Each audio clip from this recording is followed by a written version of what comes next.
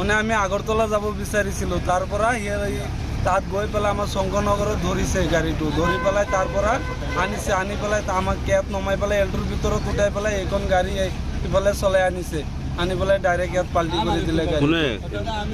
সেই আগৰ মালিকে গাড়ী, যিটো মালিকৰ পৰা গাড়ীটো আমি কিনি লৈছিলোঁ, সেইজন মালিকে গাড়ীটো আমাৰ পৰা লৈ গ'ল, গৈ পেলাই আমাক মাৰপিট কৰিব বিচাৰিছিলে, মাৰপিট কৰা নাই, গালি দিছে, চাবিখন লৈ গ'ল, গৈ পেলাই আমাক এল্টোৰ ভিতৰত ভৰাই পেলাই তাৰ পৰা গাড়ীখন লৈ আহিছে, আমাক এল্টোত উঠাই কিনি লৈ আহিছে, অনাৰ পাছত ইয়াত আহি পেলাই গাড়ীটো পাল্টি কৰি দিলে। আগৰ মালিকৰ নাম কি? লক্ষণ দাস। ঘৰ ক'ত?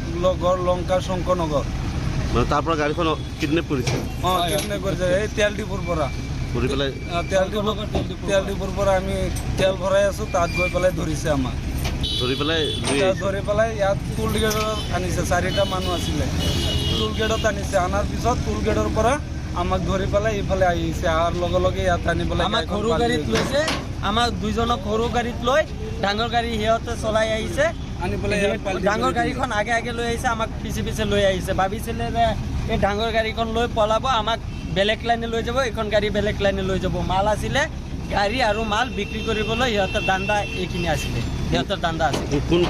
কোনে কিডনেপ কৰিছিলে? এই আগৰ গাড়ীৰ মালিকে। নাম কি? নাম শংকৰ, কি আছিলে? অঞ্জন দাস। অঞ্জন দাস। অঞ্জন দাস। অঞ্জন দাস আগৰ মালিকৰ নামটো অঞ্জন দাস। আনি তাৰ প্লেন আছিলে, আমি বেটছি মাৰি গাড়ীখন লুট কৰিছোঁ, আমাৰ চব্জিৰ গাড়ী। এই গাড়ীখনৰ আগৰ মালিকৰ গড় হ'ল লংকা, আর সেকেন্ড মালিকের গড় হল এই জুরিয়া।